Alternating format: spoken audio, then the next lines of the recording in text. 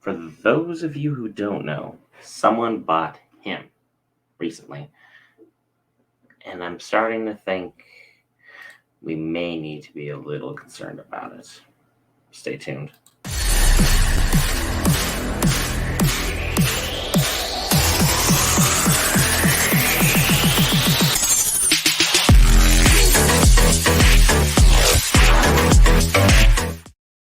Hey guys, welcome back to Geek Variants. As always, if you're new to the channel, be sure to hit the subscribe button because clearly the topics that we're talking about interest you, and that little watermark in the corner will take you to that so you don't have to be distracted and spend away from the video for any number of reasons.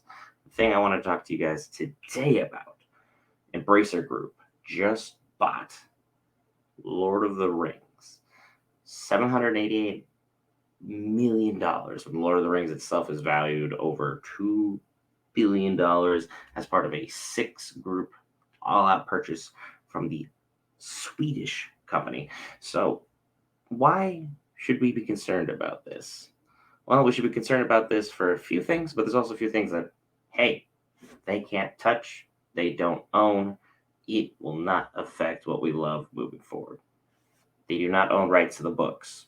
That part, no touching of that. It remains with the Tolkien estate and the Saul Zaentz company. No one can touch that. They have no TV deal. That is exclusive also to the Tolkien estate, which is perfect for Rings of Power. They already have 2 seasons greenlit over there at Amazon, and they have 5 seasons written, and they already know how they want it to end, which is a huge, huge thing right about now, because there are a couple amazing shows that are out there right now that are only getting 1 season, even though fans love it. It's critically acclaimed, making tons of money. But the thing about not bringing it back, looking at you, Sandman, looking at you, please come back for season 2. Season 1 was phenomenal. But another thing we shouldn't be overtly worried about, Embracer Group bought Dark Horse Comics a long, long time ago. And they bought Square Enix's Western Gaming Division along with the rights to Tomb Raider. Those are a couple IPs that you can kind of rest your head on and be like, okay, cool. I'm not too worried.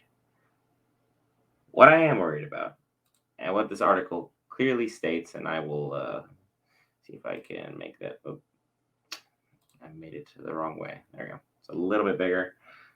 You can kind of see Embracer Group bought the rights to Lord of the Rings. That was a vast intellectual property catalog with rights to motion pictures, video games, board games, merchandising, theme park, stage productions related to the iconic fantasy literary works by J.R.R. Tolkien. A lot of that stuff is very, very concerning. The Zaentz company is very happy with the sale, obviously, because they made $788 million, even though you're founded in 1976. One Flew Over the Cuckoo's Nest was the big thing you guys did, and then you used New Line Cinema for Lord of the Rings and the Hobbit. Worked out absolutely amazing for you guys. They have an operative group called the Asmodee Group, one of the most successful licensees to the Lord of the Rings games. They do board games, they do card games, over a dozen games, 100 expansions, over 20 years of history. So if you're a board gamer and you love Lord of the Rings, this is your bread and butter. Do not be worried. However, if you're more of a novice to the group and you're kind of not delving too far into everything that is going on with this potential acquisition, be concerned that they're already talking about trying to get their hands into the money involved for the Rings of Power. They've expressed interest in grabbing that. They've expressed interest in grabbing War of the Rohirrim, which is a hugely contested intellectual property because Warner Brothers is saying they still have the film rights. Saul Zaentz company is saying they own the rights, and now we have Embracer over here saying they own the rights. That's why the price was set up being $2 billion for everything. Coming down here, I'm sure the book rights in of itself were probably a huge chunk of cheddar that did not get grabbed from this deal. And they've expressed interest in EA's Heroes of Middle-earth, which I'm thinking about getting into and maybe doing a separate channel in its own entirety for that, but that's neither here nor there. That's just a little handheld game. It's a very, very simple, easy to play game.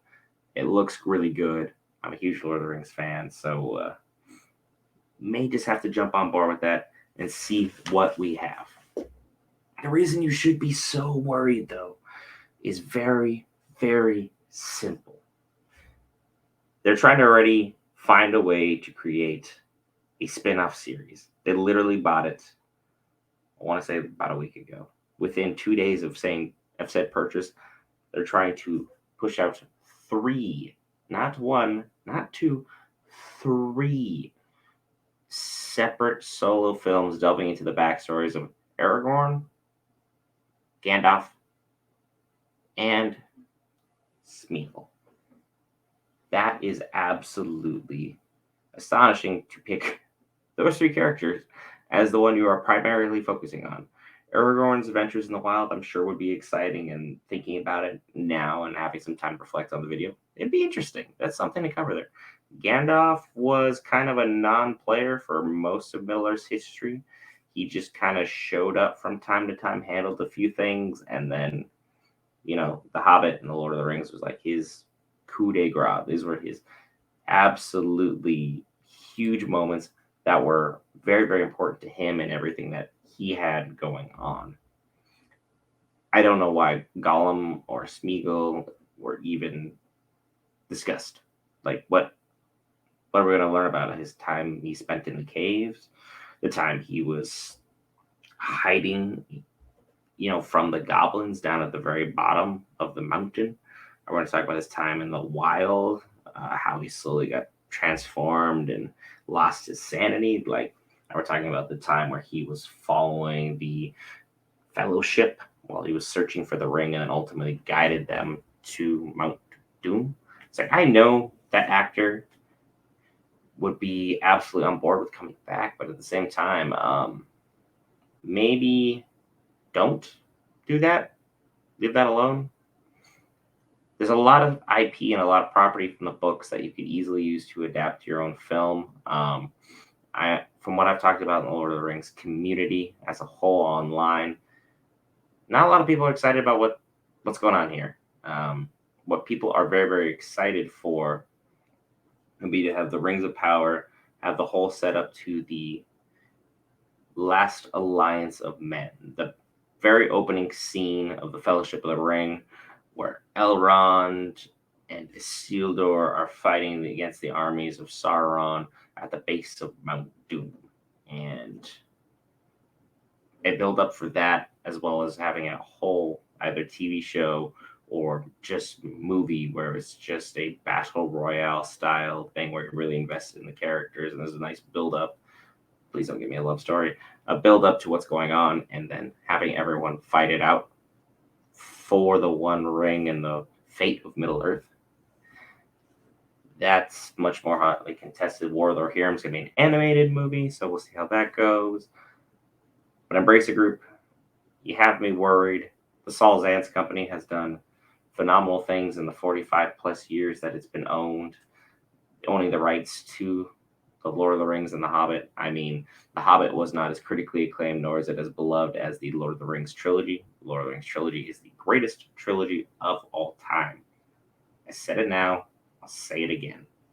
Lord of the Rings trilogy, greatest of all time. Peter Jackson, you nailed him. Please, Embracer Group, don't hurt me the way that Disney does when it bought Star Wars and gave me that absolutely horrendous trilogy. Lord of the Rings fans, you should be concerned, unless you're a board gamer, in which case you should be sitting there elated. Here's a couple other things we got going on. We got another subscribe button just in case you guys missed it the first time, a couple new playlists, and our newest video. Thank you guys from Geek Fair.